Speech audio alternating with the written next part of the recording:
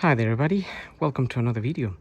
On today's video I have this Mercedes GLC 2018, the C220 diesel, and I'm gonna be carrying out a maintenance today. So I'm gonna do oil and oil filter, top up screen wash fluid, check the coolant, and then we are going to reset the service indicator. So to start with, we're gonna open the bonnet, and the bonnet you open down here, pulling on that red lever here, like so, and your bonnet should pop open a little bit. So you will hear the bonnet just pop up a little bit, and then there is a little flap here that you need to push up so we can open the bonnet here. I'll just show you in a minute if I can find it myself. Okay,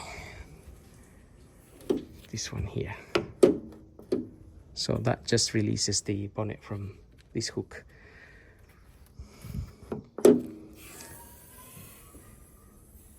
And here's our engine. So I am going to start by topping up some screen wash fluid, and then moving on to checking the coolant, and then the oil and the oil filter. Right, so we're going to top up some screen wash fluid to start with, and just make sure you get the proper fluid. Don't just go putting water in the tank, because it can freeze, it can damage your tank, and it won't come out the jet. So just use the proper screen wash fluid that you can buy from any petrol station or any garage.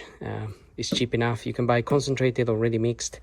I normally buy concentrated because it can last a bit longer. So the tank is here. We open that little cap there, and then we can top up that fluid. So yeah, because I'm using it all the time, it works out a little bit more economic for me to buy concentrated fluid rather than, try not to put it everywhere, concentrated than ready mixed. But if you buy ready mixed one, you just keep it in your boot. That way you can keep this tank full all the time.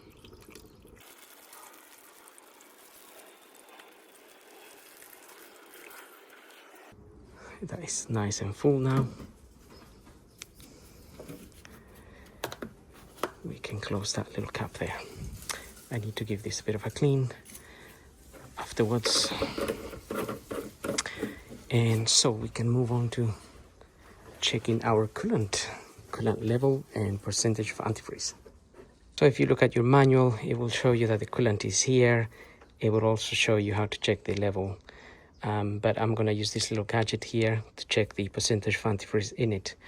Now this car has been running quite a lot, so it is hot at the moment, and as a result I am going to open this, but just slowly, carefully, and also putting pressure on it, so it doesn't jump on my face. Just always being careful with these things, because you don't want, I mean, you're trying to save money by doing your own service, but you're not trying to get injured. That's my point. Right, let me get a light. Okay, I've got a light.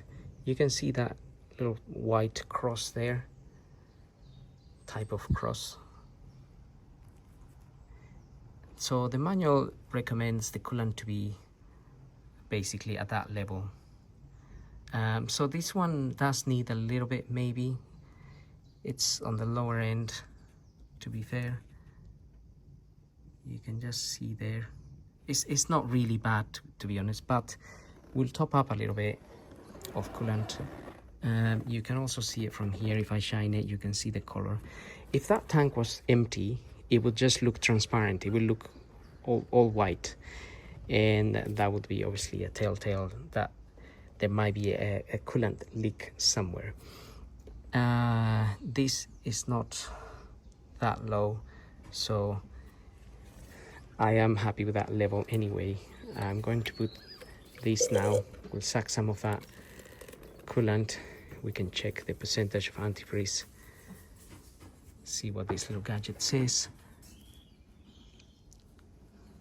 So it's kind of settling at around -20 or -30 possibly. So it means the temperature outside will have to be -33, 35 in order for this liquid to freeze. So again, it is very important to have antifreeze, especially obviously during the winter months, because if you only have water in here, that water will freeze again. It will freeze in the engine, and it will damage your engine basically. It will damage your water pump, everything. So again, that's why we check our antifreeze and the percentage of it. And obviously, if you're in North Pole, you want to have more antifreeze because the temperatures are even more freezing. So it needs to withstand -50, -60, I don't know. If you're in the Sahara Desert, maybe it's hot, you don't need as much antifreeze, but you still want to have antifreeze because antifreeze has agents that protects your engine from corrosion. So either way, you're going to have some level of antifreeze. Just common sense, I guess, but if you didn't know, then I hope I am helping somehow. Now I will top up that a little bit, and then we can move on to the oil and the oil filter. Okay, I topped it up. Maybe you can see that now. It's a little bit more in line with that little white cross there. So another point of reference, to be fair, but it's a bit difficult on this car, but it's this line across here. But the only thing is with this line, it's that it's a little bit at an angle. So I think the manual prefers you to refer to that white cross there. Well, it's not exactly a cross, but it's like I'm sure you know what I mean. So I topped up some of my antifreeze that I have for these cars. Check your manual for the antifreeze. You can see it's of the orange type. It's sort of orange pink kind of color. And then we can close this until it locks into position, but don't force it anymore because it will damage the little clip here. And that's it. Now we can move on to our oil and oil filter. Just one more thing I wanted to mention about this little tool is when you suck coolant in here, it shows you the color of the coolant, and it also shows you if it's contaminated or not, if it's nice and clean and whatnot. So it's a good little gadget to have. It is an old one. Perhaps they still sell it, or perhaps there's new ones out there, I'm not sure. Made by Worth, by the way. Right, so let's move on to our oil and oil filter. And I'm gonna start by opening this cover here a little bit.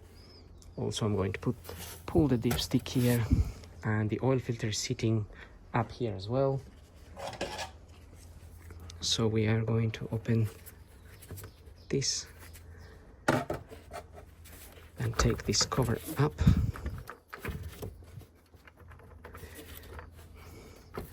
This cover usually pops up, and then you bring it towards you. It slides sort of towards yourself. There we are.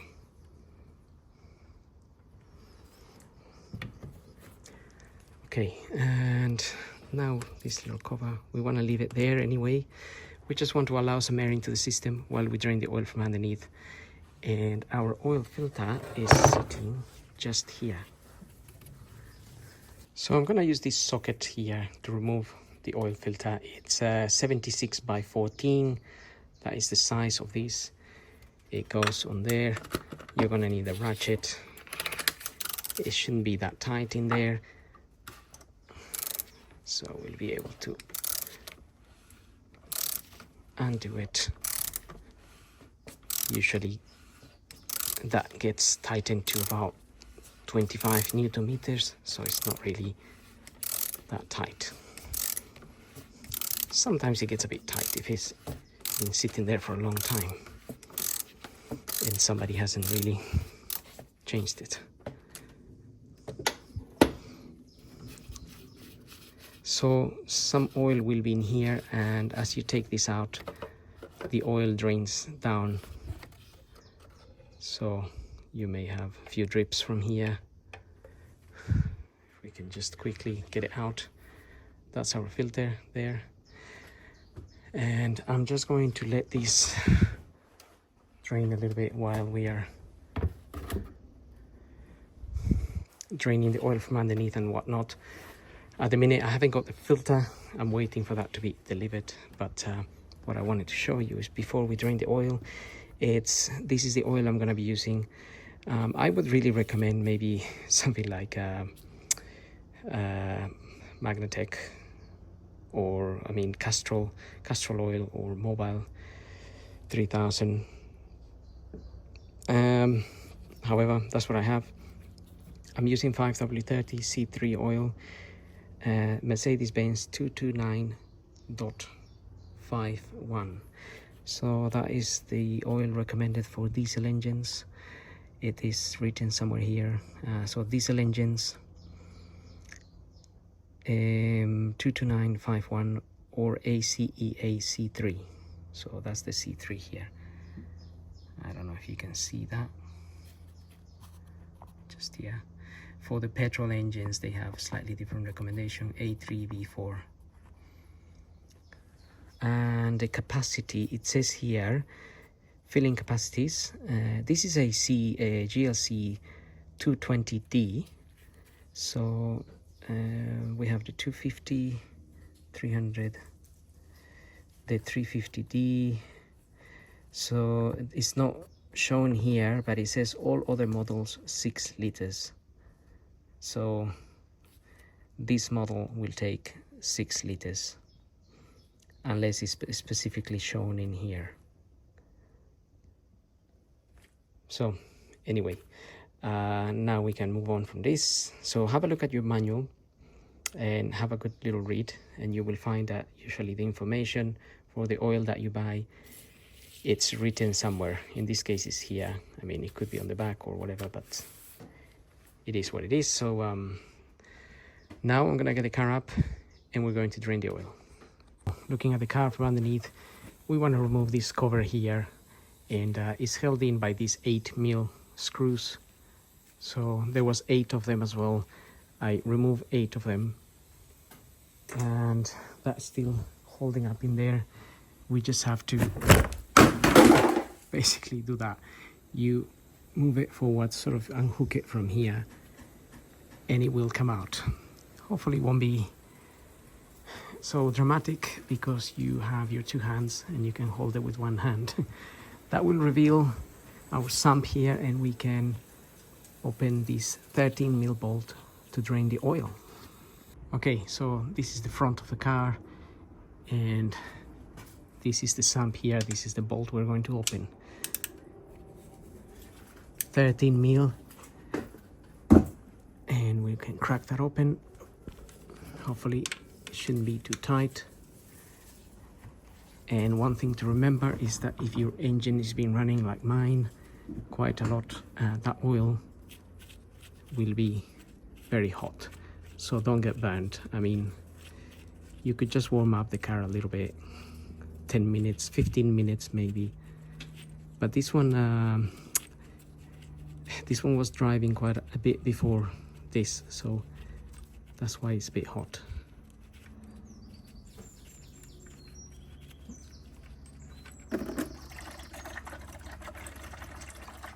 Okay, we let that drain and we can take care of our filter in the meantime. So while our oil drains, we can take care of the filter. This is the filter here. We just have to pull it out like so. Now I haven't got my filter yet, I'm waiting for it, but this is an OX153, but we'll see the new one anyway. So this is a Malay filter.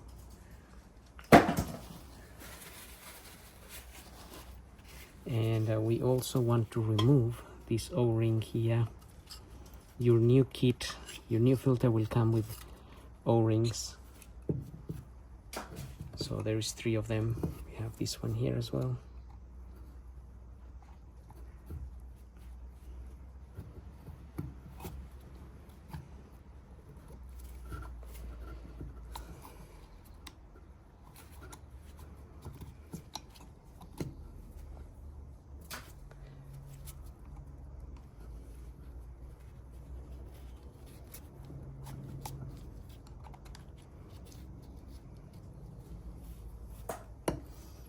Okay, so this is ready for all the new stuff. I have you can use a little bit of a brake cleaner to rinse this and clean it a little bit.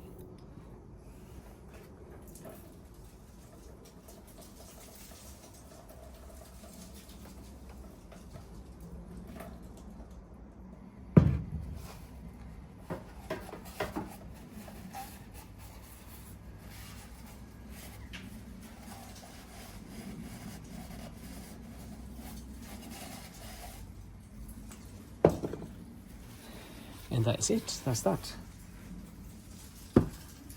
Now we have also the actual bolt here and the copper washer that we want to replace.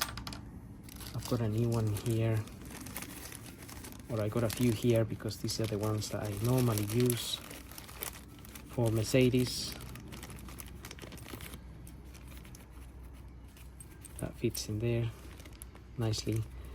And the size of that washer, if you want to buy one, so I got this out of Amazon, by the way. It's 14 by 20 by 1.5. So obviously I bought like 50 of those, and I'm kind of running out now. Most Mercedes use the same size, so every car has a slightly different size, but this is the most common one that I use on cars, VWs and Mercedes and something else. But like BMW are slightly smaller one. But anyway, right, I'm waiting for my filter. But until that happens, we can fit this back and put our cover back and be ready for fitting this. Okay, I'm going to put my bolt back in now with the new washer. Get in there by hand, make sure it's going in nice and smooth, and now we can close that. And I'm using a torque wrench here, and I'm just torquing that to 35 Newton meters. So I have been using a torque wrench lately on my videos, just to show you guys that it's important to use maybe a torque wrench to torque that bolt, so you don't damage it or you don't damage your sump. So I normally don't use one, but I've started doing it just to make sure that if you are going to tackle this yourself, you don't damage anything and you have a good result at the end. So now I'm just gonna rinse this little bit with some brake cleaner as well, and leave it nice and clean as it was. Now that way we know we don't have any oil leaks. Next year we might be panicking if we didn't clean it, panicking that we have an oil leak and we don't want that. So that's nice and clean. And now I'm going to fit the cover back here, lower the car, and we put some oil. Right, I'm still waiting for my filter, so we can do that a bit later. I'm going to put some, or you can do it now. If you have your filter, all you have to do is put the filter in, put the O-rings, and get your filter back in here, get it in by hand, and then use your tool to tighten it. It says 25 Newton meters on it. So if you have a torque wrench, go ahead and use it. But I haven't got it yet, so in the meantime we can top up some oil in here, and the manual says 6 liters. I'm just gonna give this a clean and we can have a look at this. Right, so this is our dipstick, and in your dipstick you can see 2 marks, one that says minimum here and this side says max. So if I hold it this way around, you'll be able to read it, max and min. So obviously we're just doing an oil change. I'm expecting to be my oil on the higher end of this dipstick, so towards the max, and that way we have a good reference as well of the oil capacity, because sometimes the manual can be confusing as to how much oil this car takes. Well, not just this one, but any of the cars that you might be working with. So from what I could see, it takes 6 liters. So I'm gonna put 6 liters in first, and then we can have a look at this.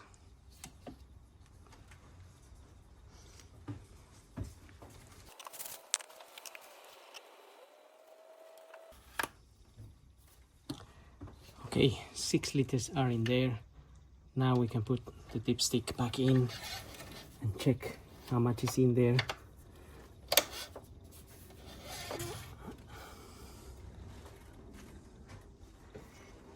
And we can see that it's towards the max area there. So some of the oil will stay in the oil filter housing when you finish. When you start the car, some of this oil will go down a little bit, but that's pretty much that is pretty much good there. I'm happy with that.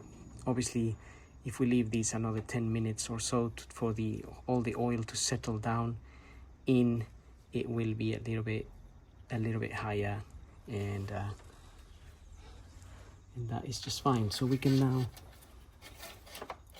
close that.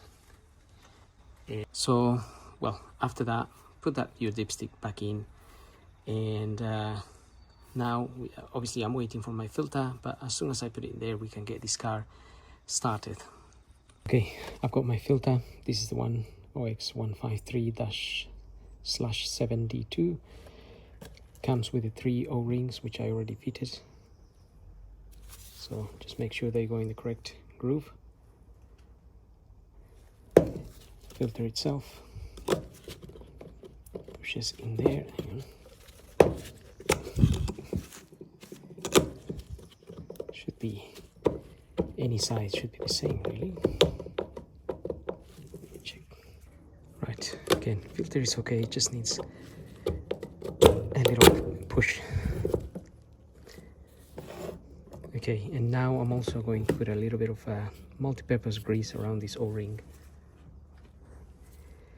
You can use some oil, like the oil you're using in the car, just to lubricate this O-ring a little bit. Nothing much, maybe a little bit on these ones.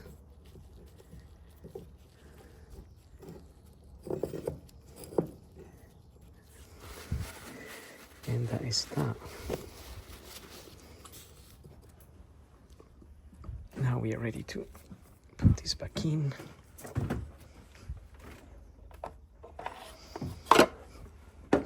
And as I was saying, it says there 25 Newton meters.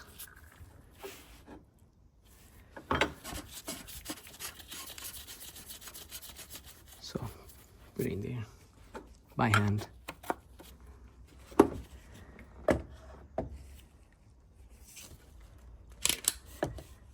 So I'm not actually using my torque wrench for this one, but if you bought one, then use it.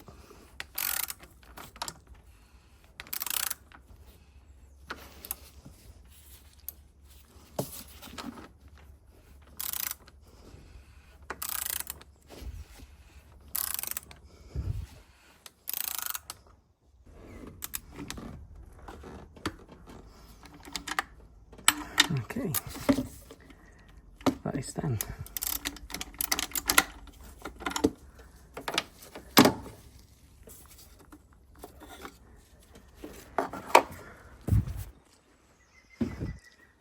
Now we can put this cover back in here.